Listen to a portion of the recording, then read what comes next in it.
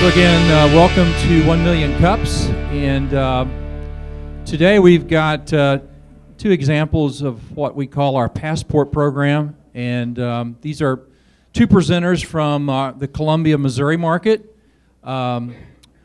Actually, one of them I think was one of the original organizers in Columbia, so that's going to be a cool thing. For those of you that are here for the first time, how many people here are first-timers? Anybody? First-timers? Come on, first-timers. Okay, a few. Yeah, Rob, I see that. Anyway, our program is two entrepreneurs, 6 to 8 minute pitches, 20 minutes of Q&A. So once they get done with their pitch, we're going to have two organizers walk around with mics, and so please have your questions ready because the event doesn't go well if the audience is not asking questions. So please help us out this morning. So our first presenter is Alice with Show Me Famous Missourians. Alice.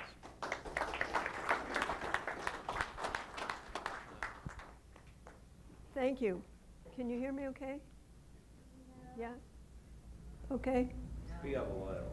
Speak up a little. There you go. Hey, even I can hear myself now. That helps. Okay, so I wrote a book called Show Me Famous Missourians. The genesis of the book was that, well, let me go back a little bit. We used to live in Prince Edward Island. When we lived in Prince Edward Island, my husband and I formed a writing and publishing cooperative. So over a 12-year period, we all wrote and we all published. We published 12 books. There were 12 members. We published 12 books. So when we came down to Missouri then, I was looking around for something to do. So I was volunteering at the State Historical Society and I was mentoring at West Boulevard Elementary School. So at one point I went around to the 4th grade teachers and I asked them, what can the State Historical Society do for you? Because 4th grade is when they teach Missouri history.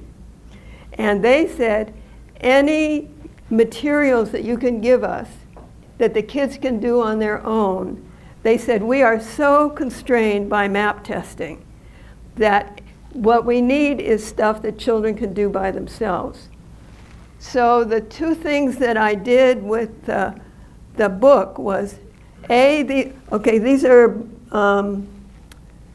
sort of mini biographies of 20 famous Missourians. But the biographies are all a series of stories.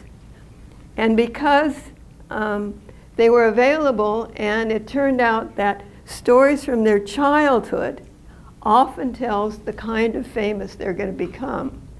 And I thought it would be encouraging for the children to see that, you know, that Edwin Hubble, who's got a telescope in the sky, right, was once a kid, right?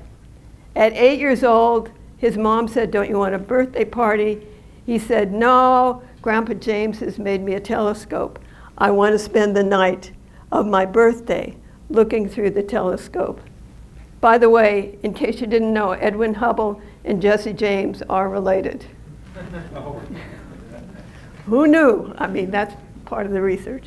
So we did that, and then down the street from me lives an artist. In fact, my whole block that I live on is artists and sculptors and writers. It's really a neat neighborhood.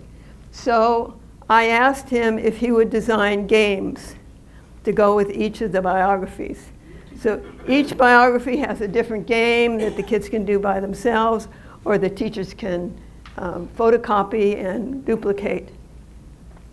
So it's all oriented toward, you know, the kids being able to do it on their own. But it turns out that I've had a number of adults read it, you know, for review purposes and stuff. And they apparently are as amused by it and interested in the interesting facts as anybody else. The upshot of it all has been, the response is usually, but you forgot Jim the Wonder Dog, you forgot Tom Bass, you forgot. Well, it turns out there's a zillion more famous Missourians. So there's actually a second and third book and if anybody has any recommendations of people they'd like to see in the next books, be sure to write a name on a piece of paper for me. So there are a couple more books in the making at the moment. The other sort of interesting thing that's spin off from this is that I took some storytelling lessons. And so I've gotten some storytelling gigs, and we go into the elementary schools in and around Columbia and dress up in period costumes. This is through the Boone County Historical Society, and do presentations, and I tell stories about famous Missourians as part of that presentation. And I've been invited by Parks and Rec to do some presentation at parks over the summer. So it's really, you know, it's just really led to other things that I thought. So it's not just from my point of view, it's not just sort of the history of the book that's interesting. It's what's come from just starting with this one little book that I think is really cool. Jennifer?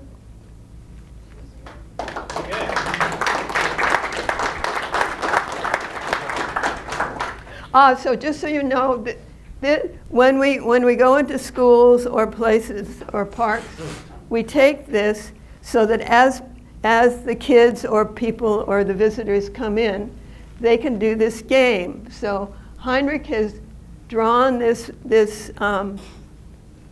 picture of Mary Paxton Keeley pushing a boy over the bridge, which is a story that's in the book. And buried in that picture then are all, at the time, all the Missouri symbols that existed at the time.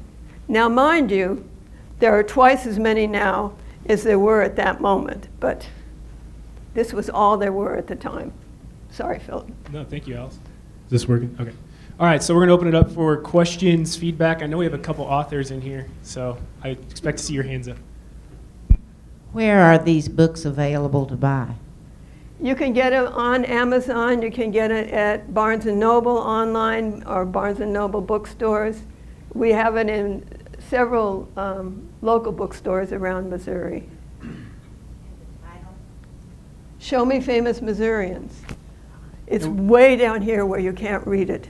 And we do have a link to that Amazon page on the 1 Million Cups Springfield Facebook page if anybody's interested. Is it, I thought I put a, what did I do with the copy of the book? So I didn't mean to grab it, sorry. Okay. So this is what it looks like, just in case. Thank you. Thank you. Have you made, hi, I'm LaDonna. Have you made the books available at the book fairs throughout the state that the kids have? I haven't, and I would like to. I need to, I've got Mark here working on sales for me. And one of the things that we've talked about is going together to fairs and things. That it's on the agenda, it's not there yet. And what areas of Missouri have you marketed your books to? Is it Kirksville up north? And Fayette has actually sold a lot. Fulton has some.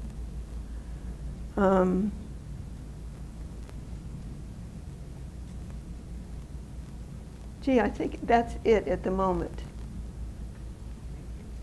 Is there a Barnes & Noble in town? Because I talked to the Barnes & Noble people in Columbia, and all they have to do is ask for it, because they have a central location that they get it from. So you do have an ISBN number for your book? Oh, yeah. Good morning, Anna. Can you hear me? Sure. Oh. Well, I'm right next to you, so. I know. I don't think everybody can hear you, but yes. Are you planning on expanding your storytelling, possibly hiring other people to go around telling stories to the children? Well, at the moment, I'm telling stories with Motel and Raps. Those are two. Motel is the Missouri Storytellers, and Raps is the storytelling group out of Kansas City. And so they then set up the dates for me. So anybody that wants to join those larger groups can have the same opportunity that I do. Does that answer your question? Not really. I was wondering, it just seems like more people would hear about your book if more people were out there telling your story to children and to groups. Ah. And I just wondered if you're planning on expanding that aspect of it. I wasn't planning to, but it's certainly a good idea. Thank you. Hi, I'm Melanie. I may have missed this, but when did you publish your book?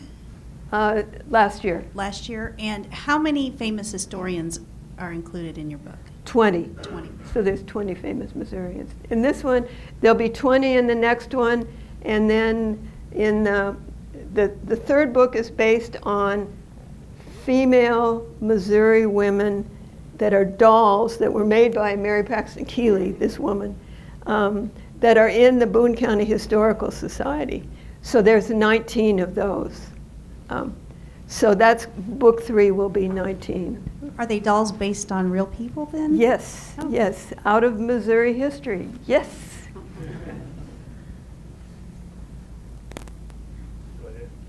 You mentioned when you were doing your presentation that teachers are asking you to do something other than what they have to teach for the students to pass tests. Right. What is your observation about that dilemma that our schools are in these days, that there's not enough art, there's not enough storytelling, there's not enough music? I used to teach school in Prince Edward Island, and the thing that really struck me was we would be in class, and I took all the bad boys, right? So they were going to have difficulty in school. They had already had difficulty in school. So it turned out most of them were really good in math because they had math twice in grade 1, and not very good in reading. So I would tutor them in reading rather than try and teach the class. And then, you know, so they were pretty much on their own to do the math in the morning, and then I would tutor them individually as they were doing their math by themselves. And then in the afternoon, in the spring, when the snow was gone, because the snow gets deep in Prince Edward Island, I would take them out and they would play baseball. What surprised me was the kids that were respected and confident academically were not the kids that were respected and confident out on the field. And I thought that it's really interesting how we need to prize the kids for what they do well and help them for what they don't do well, but realize that there's always going to be something that they do really well. We just have to find out what that is and help, and it might be art, it might be music, you know, so by neglecting those in the school, we're losing kids. I think it's a real tragedy. I don't think academics is the be-all and end-all. I mean, I think everybody should read, everybody should be able to count change, but everybody should be exposed to art and music too. That's my opinion. Yes? Good morning, Alice. I'm glad you're here. Prince Edward Island area is so beautiful up there, that Nova Scotia and everything. Amen. You had a publishing group or consortium or whatever in that area. Are you doing any publishing at this point? Do you have any aims of starting a group in this area? No, actually, I've self-published this book, which meant that I paid for it, but it actually was done by Compass Flower. I can speak. Compass Flower Press, who's a woman that, you know, is in Columbia, and She hired people to do the layout. They didn't do the copy editing very well, so I hired somebody to recopy edit it. So it cost me a little bit more money than I actually planned on spending. And I don't think I'll do it the same way next time. But it produced a book that's beautiful. Well, in case you're interested, I do have contact with some publishers here in town, and I can put you in touch with those people if you wish. Please give me your card. I would appreciate it. So Alice, maybe that answered my question, which is, other than sharing what it is that you're doing, what is it that you hope to gain by presenting it here? What is it you hope to gain by presenting it to us? Oh, to you. Well, I hope. How many of you people have elementary or middle school aged children or grandchildren? Well, so how many of you are old teachers? Old teachers, former teachers. So some of you might be interested from just an educational point of view.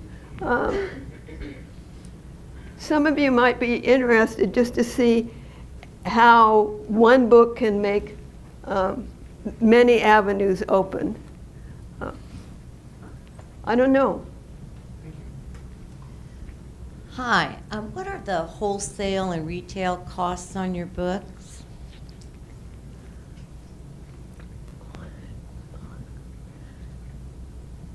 It depends a little bit on how, it being self-published, it Right. depends a little bit. So the retail cost is $15. I mean, that's that. What the first 200 have actually cost me when I add in all the costs that have to do with self-publishing is about $9, between $8 and $9. If I get that piece paid off, the cost of actually buying the printed book to me would be about $5. So that's the. I work with an international publisher, Bloomsbury, so I'll give you my card to connect with them. They have a division that has similar kinds of books. And they do it by countries, but maybe the state would be interested too. The other thing I wanted to say is an idea might be to think about bundling them when you end up with the 3 books. And I think that could be a great idea, to sell them as a set. Well, my daughter is a children's librarian, and she said, until you get 3 books, you might as well not worry about marketing. So. Hey, Alice, I'm Yes. going to switch it up on you. Yeah. We had the pleasure of meeting in Kansas City at the Organizer Summit. Some of the people here probably don't know that you're an organizer, or were an organizer, at the Columbia, Missouri 1 Million Cups. Could you tell us just a little bit about your experience with that? You guys got started before we did, I believe. Is that right? And can you just give us a brief overview of your experience working with 1 Million Cups? Yeah. The big thing is getting presenters. I mean, that's what I remember. We would, of course, meet every week and say, okay. And we did. I found, which I thought was really, there are ups and downs. I mean, there are times when you have more people present than you could ever fit in. And so you put 2 in a night, and you do that for 3 months. And then you wonder where those people have gone, right? it was that what do you call it, when it was the surfeit and the starvation that I found really fascinating. And then we would go out and bang on doors and say, "Don't you want to present?" We've never had to do that here. Lucky you, Sterling. So I have a question about the aspect of this where you go to elementary schools and put on the show, because I have a 9-year-old daughter who is very into reading, very into academics, respected in the classroom, and then I have a 6-year-old son, and he's respected on the playground, I guess, to your analogy. Yes. But I think they would both absolutely love this idea of you guys coming in and putting on the show to tell the story, what are your big hurdles in being able to grow that, spread that, expand that idea? I mean, have you approached school districts that have said no? No, at the moment, the Boone County Historical Society has gotten a grant for the Education Committee. There's 4 of us on the Education Committee to go around to schools. And each time we go to a school, then we give 1 book for each classroom that we're doing presentations to. And they're paying for that. So at the moment, it's confined to Boone County because that's who's sponsoring it, and that's where the grant has come. We certainly could do it outside of Boone County. I would just think logistically that would be challenging, hiring more people, or you guys getting in a car and traveling all over Missouri. Hey, we came here. We came there here. you go. 4:30 in the morning, Mark picked me up. Is that grant available that you just spoke of? Is it available for all Missouri schools? The grant that you just spoke of that funded the books? Well, I think each school system has it because it's Columbia Public Schools. Okay, that was the grant. It wasn't do you know if there's any Missouri state grants or something like that? It wasn't a state grant. And the money may have come from the Office of Cultural Affairs I'm not, because Chris Campbell, the director of the Boone County Historical Society, got a number of grants at the same time, so I'm not sure which one went to finance us. That would be a really good way to get into the schools is if you could get a grant for each school system, because I've been to the school systems with the project I have, and they have no money, and they're not going to fund anything. They'll be happy to take it if you'll provide it for free, or you can write your own grant. Right. Well, and maybe that's eventually what we'll do is if the 4 of us decide we want to go out of the general area, because I've taken a class in grant writing. I know a little bit about it. We could then write our own grants. Yes, so it's certainly a possibility. Yes. So I have a question about you being such a small business and dealing with Barnes & Noble, the huge business. Can you tell us a little bit about the arrangement you have with them? Do you provide the books to them on consignment, or how did that work, dealing with Barnes & Noble? The deal with Barnes & Nobles, and there are a couple other distributors that distribute to schools and libraries and stuff like that, is done by the publisher. It's done by Compass Flower Press. I do talk to the community outreach person at Barnes & Noble in Columbia often. Lisa Laporte is her name. And they order from the central supply. So do you get paid as sales are made? No, I get paid, if there's enough sold, I get paid, if they sold a lot, I'd get paid monthly. I get paid semi-annually. I see. Thank you. All right, Alice, so thank you for getting up at 4 a.m. and coming down here. We appreciate that. Thank you. Yes, thank you, Alice, for such great information. And it's exciting to hear different presenters from the different areas. Both of ours are from Columbia, and so thank you both for coming out so far and getting up so early. We have quite a few special events coming up over the next 4 weeks, sponsored by the SPDBDT and MDI. And so feel free to read over this. If you have any questions, we can help you or point you in the right direction. And our next presenter is Mark from, let's see, we've got Sales Mail. Thank you, Mark. Thank you all very much. You have a great group here today. Oh, yeah. How about a pen? Pass it around, take a pen.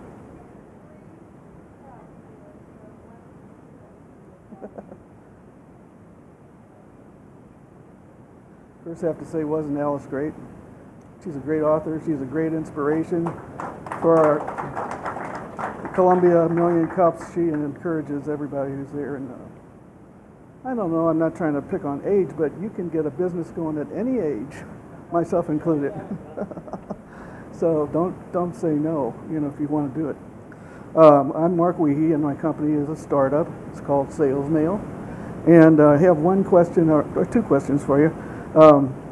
Who in this room has a list of customer or prospect email addresses? Wow, this is great. Awesome. Well, how many of you actually use these email addresses as part of your marketing effort? All right. How long have you been involved with that kind of a marketing approach? Anybody want to speak up? Years. Okay. Well, cool. Well, I'm doing the same thing and trying to, get the information to small business people and startups that don't really know what you know about email marketing. That's my purpose. And I want to show businesses that they actually have gold in their email lists. That stuff can make money, it can make profit. And my job is to maximize the internet by helping people to use their customer email lists. Let's see if we got something here. Oops, I'm sorry. Okay. Well, I'll talk a little bit. We don't need to see the screen. Anyway, I wanted to explain a little bit, like, where did all this come from, this idea to try to reach out to small businesses in this way. And I have two things that really motivated me. The internet did, because I could see, look at this thing, it's free. So let's use it to the max, and not pay newspaper ad rates and TV ad rates and all that stuff. And I also had a real passion regarding cost, to reduce cost for business people, because I actually started working in newspapers right up the road in Bolivar, Missouri, a long time ago. And even though I was paid from people paying for advertising as a reporter, I still thought that the people that paid for advertising were getting gypped. They paid way too much for what they got. So my purpose in this business is to kind of lower that whole cost, because you've got the internet now. Okay. Let's see. Oh yeah, I just wanted to mention that the internet turns upside down the economics of advertising. Instead of hundreds of dollars spent, now you can spend just dollars and pennies, which I think is a great advantage for everybody who wants to get in business. Okay, that costly. Oh, I'm sorry, it's not working. Okay. You want to push that? Oh, is it? Okay. Maybe I'll get it back. I can't hold three things. Okay. Sorry. Can't hold three things at once. I'm sorry. But the advertising rate issue, I really call the media monster. It gorges and devours small businesses. A little company, say like my own, wants to get the word out. If it was the old days, I wouldn't have the money to say, here's my business, come and call me. But I can with the internet, and especially with social media.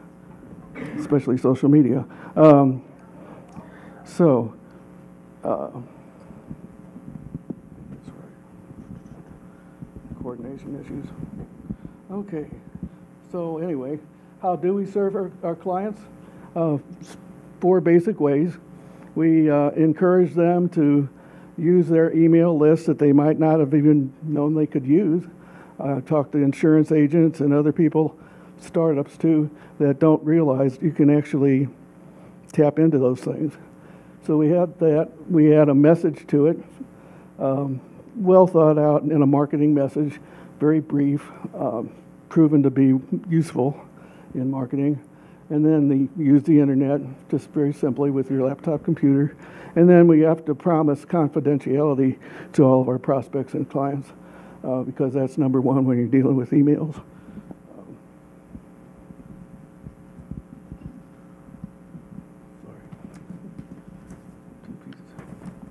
All right.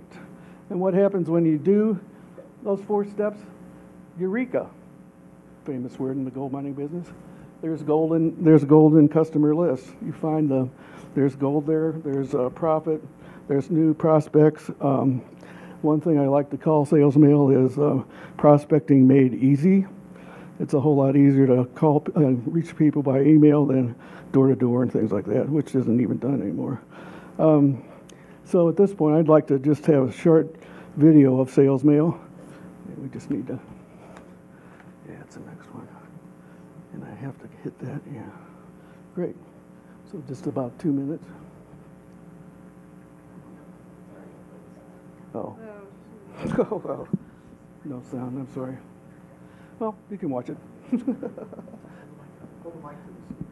Oh, okay. But never fear, Brian.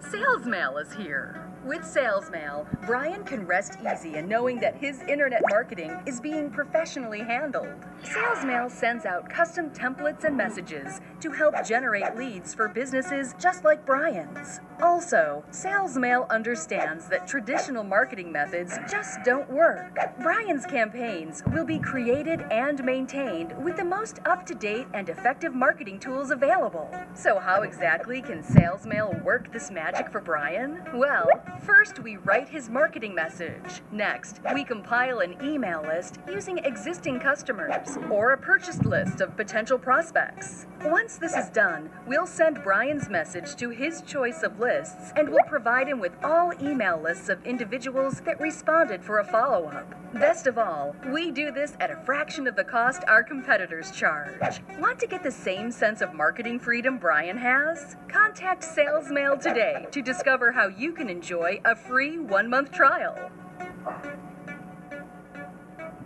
Woo! Thank you.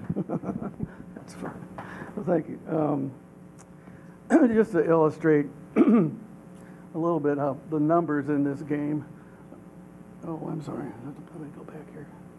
No, never mind. Let's see. Well, anyway, I'll just hold on that. But the numbers in this game are small, like in any marketing effort. Let's take an example of having 1,000 names. That's reasonable to think for a small business. Email addresses. You could expect 20% of those emails to be opened, so you'd have about 200.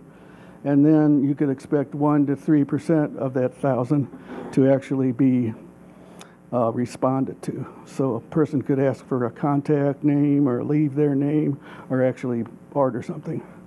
So through that process of working with 1,000 names, you could yield 10 to 30 results, which is very doable for most businesses.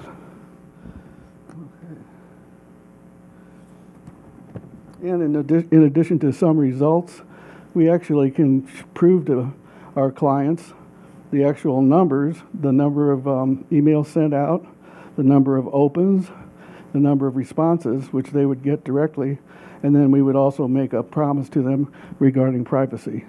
So that takes a lot of guesswork out of this for small business people. All right.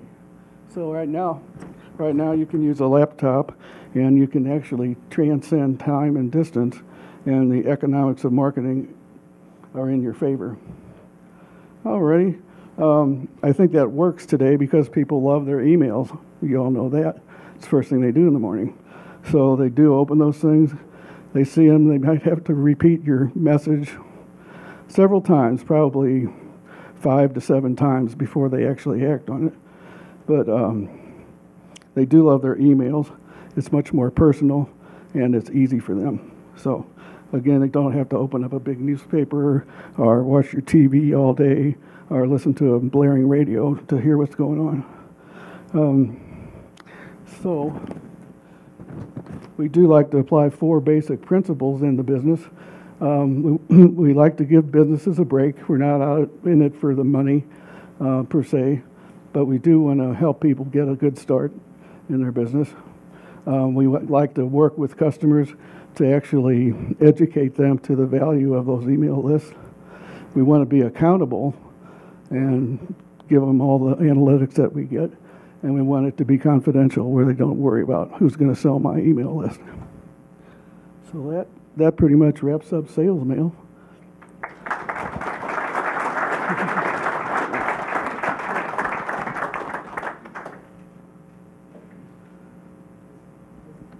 This is the point that we open it up to questions and answers. I do have a quick question for you, Mark. Yes, sir. Can you let us know a little bit of like the business behind how this works? How does the relationship between you and one of your clients work? How do you guys price that out? And then I'm also curious about like what costs you have incurred, but then also what costs you incur by bringing on a new client? Is it just time or? I see. It pretty much is time regarding new clients. Since it's a business that's pretty much the computer in your own brain. So that's pretty much how that works. The costing each project is different for each client. Unfortunately, I can't just say it's one price for everybody because you're not sure about how big their email list would be.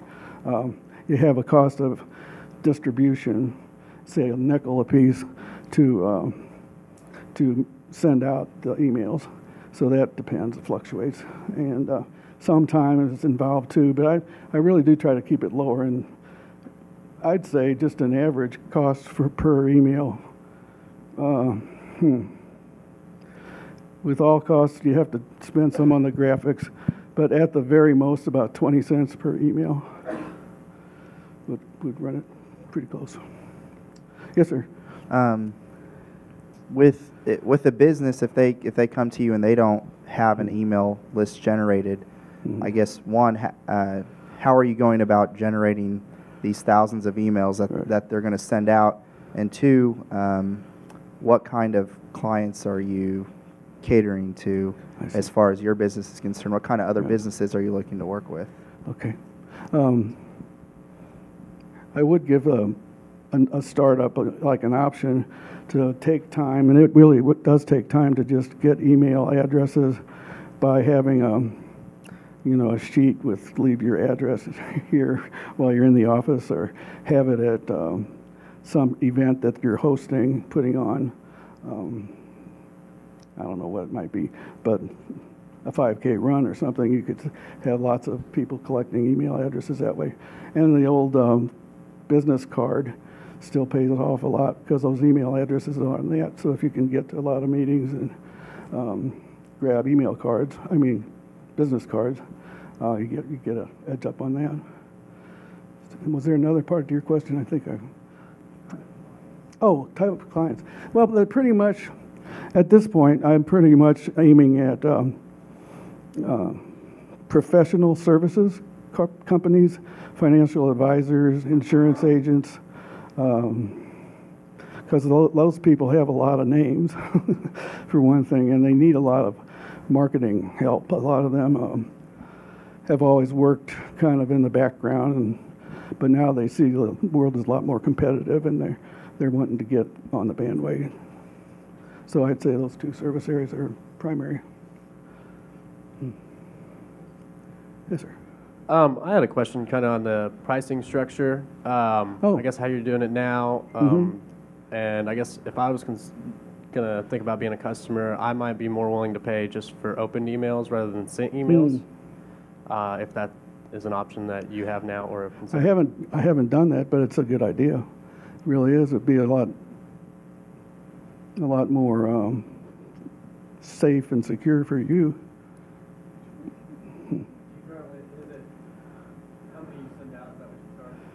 Yeah, that's based on the time. Yeah, time and elements to it. Kind of piggybacking that question, you mentioned about 200 of 1,000 getting open. Do you have any stats on how many go straight to spam, and how many stats of folks that just click unsubscribe, so then future attempts are worthless? That's true. Spam is a problem, but we try to do everything we can using the distribution network to avoid spam, and actually do a spam check before it's sent out. And that kind of reduces it. And write it correctly, and don't use silly things, and have good subject lines that are not insulting and obviously a joke. Anyway, so those are two tricks, but that's primarily what we do. And what else did you have? I'm sorry. Well, the second part was how many folks unsubscribe? Oh, unsubscribe. Very few. You would be amazed. I'd say out of,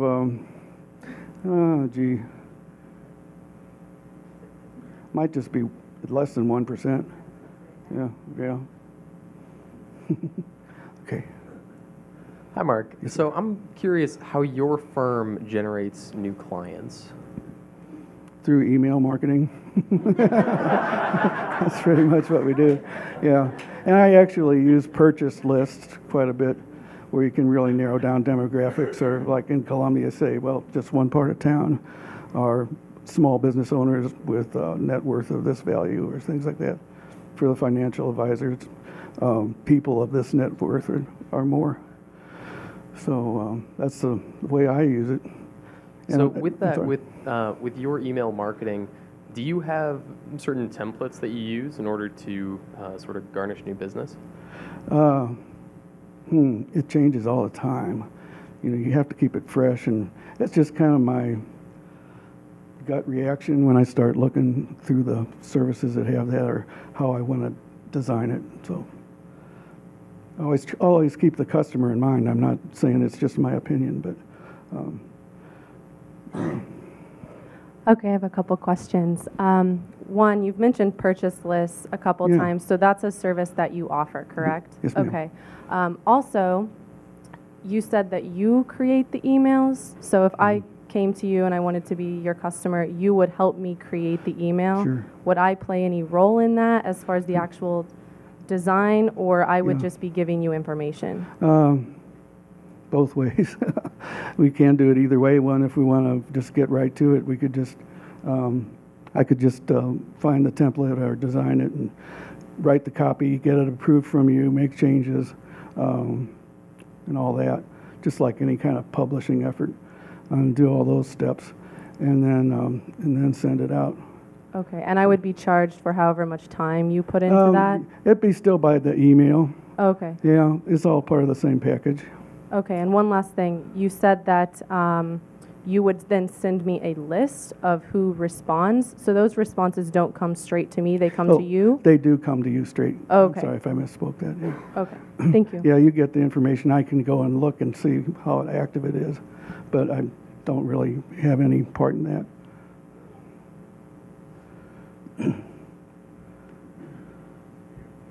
Oh. Hey, Mark. My name is Jason. How long have you been in business doing this? 2.5 years. Okay. And how many emails a day do you guys send out? Oh, it just depends. Again, I'm saying that a lot, but really, per day, it just might be 2,500 to 5,000 a week, given the size of the clients that we're working with. 5,000 a week? Like Yeah. How do you send them out? Are you doing it in-house? There's internally, services. There's several on the internet you can get a hold of. Using like Aweber and... Yeah, that's one. Right.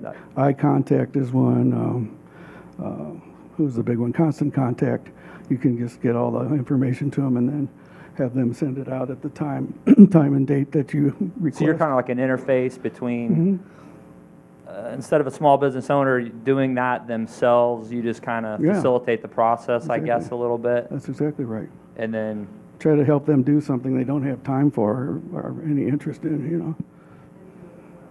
And do it well, because it's tricky. You know, somebody might write a whole page of copy. Well, that's not going to get read. But you have to realistically have it like 3 paragraphs or less, like 2 to 3 paragraphs, and that gets your message across. Hey, Mark. Yes, sir. Ryan Baker here. Got a question. One, forgive me if you've already answered this, but you mentioned passing out cards and everything to distribute emails and collect that way. Do you kind of demand that all your clients get landing pages and that sort of thing with lead magnets on those? Okay, awesome. Second question: do you use any apps like Sidekick to find out who's opening the emails and kind of tailor your content, I guess via split testing that way? I haven't done that. I haven't used Sidekick. You should totally check it out. Awesome. Yeah, I'm glad you recommended that. It's very good. Mark, tell me your experience with purchasing a list. Where are you going to buy these lists, and how do you do it on behalf of your clients? Okay. It is kind of as one person described it to me, the wild, wild west when it comes to email lists. and any kind of marketing direct mail list or anything. So you have to be extremely careful. But I basically relied upon a firm in Omaha that is really responsible, has good salespeople, and all that. So I've worked with them and get numbers. Like if I want to have a certain zip code or something, they'll tell me like within 2 days the number it'll be, and then the price and all that. Yeah, Mark, Hal Green from MediaCom here. It seems like social media is becoming the new email, between Facebook and Instagram and Twitter. Do you plan on expanding into that at all? I know, for me, I use my email less and less all the time, and then constantly on those others. So. No, you're right on the money there. That's always kind of a fear, because it is so easy to use social media and it's very effective. So it comes around talking to clients. It's like, well, would you like to do this at some point, and just hold that in the future? Hi there. I have a question about your existing customers. Is there any place we could go to see some of your work, some of the emails you've written, some of the things that are connected to your business? I could get that together for you. Okay. I don't have it right now. I do have a website, salesmailinc.com. It's on your pen. Yeah, it's on your pen. Okay, thank you. So Mark, what is your biggest success in the last 2.5 years? And then also I want to know, like, what is your biggest single challenge been? Wow. Biggest success. Well, getting that first customer, I felt like was my first success. I really did have in my mind, I'm focused on getting my first dollar bill.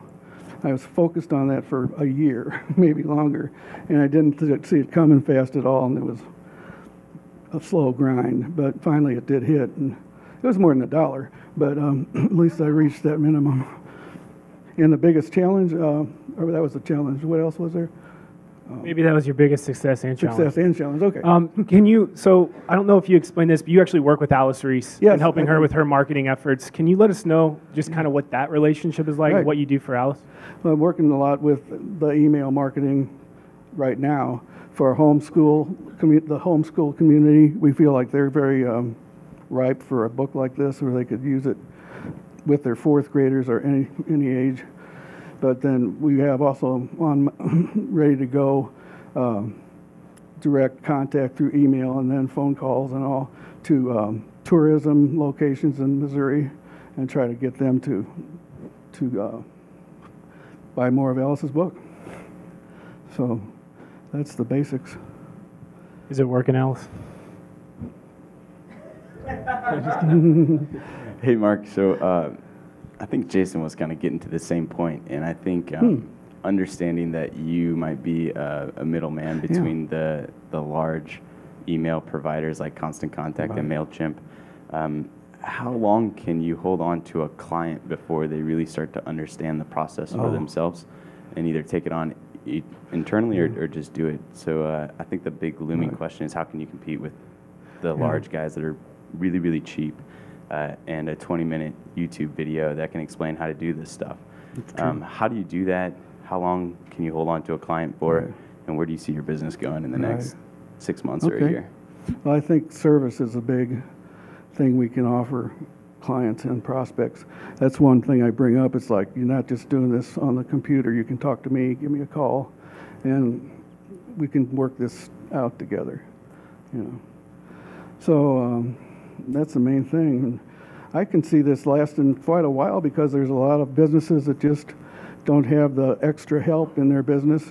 That's why I said these 2 financial areas, because they're small offices, usually maybe 3 people at the most. I don't think they have anybody that can dedicate to this, even just 5 or 10 hours a week. So I think there's an advantage to trying to target the small businesses. Good morning, Mark. Morning. How do you guarantee confidentiality, especially against like hackers coming in and getting those email lists? Well, it's a very good question. I can't really guarantee non-hackers. I don't have any software within this to prevent that. But by the confidentiality, what I'm doing is making a guarantee to the client that sales mail will not move any of these emails around. I mean, once they're in my hands, they're like in their hands themselves.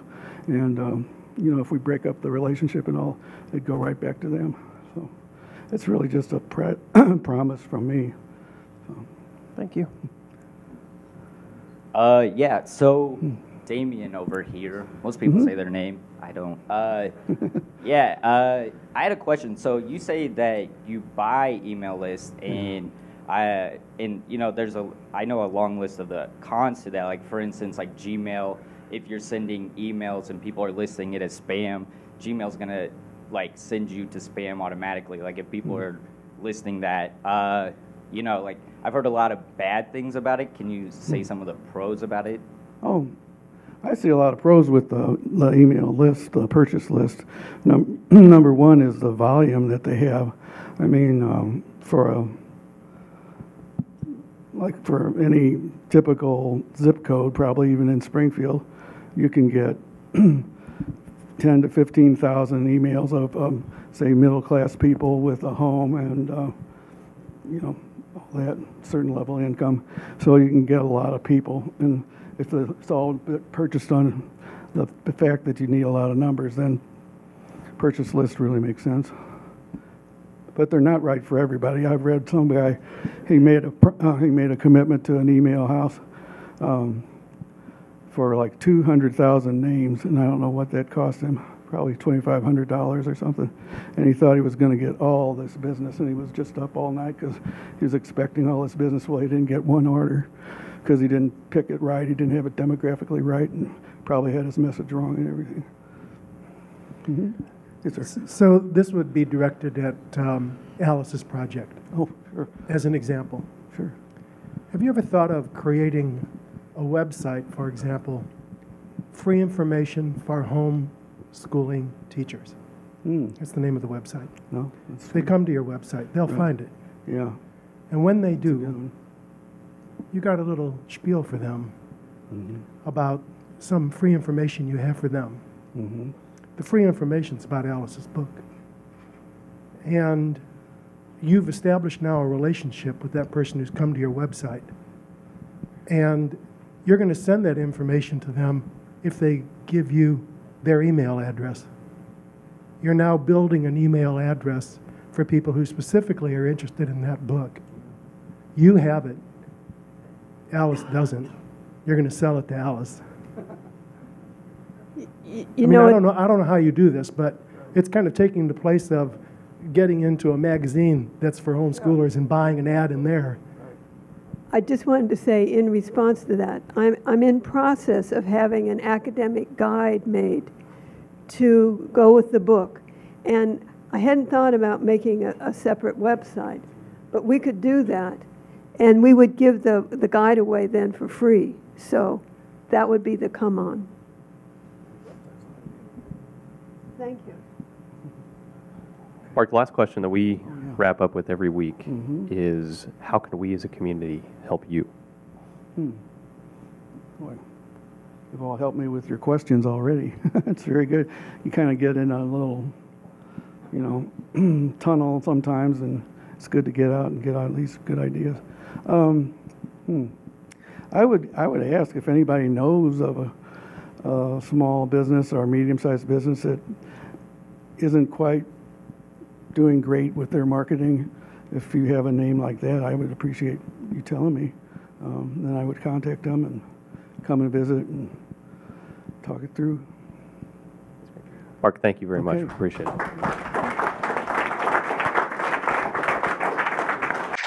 Folks, we like to be punctual, so we're going to make sure and get you out of here at 10 o'clock. I'd like to remind you guys that the Passport program to anybody who has presented previously at A Million Cups is always available to you. And one more round of applause for you guys getting up at 4:30 to come all the way up here.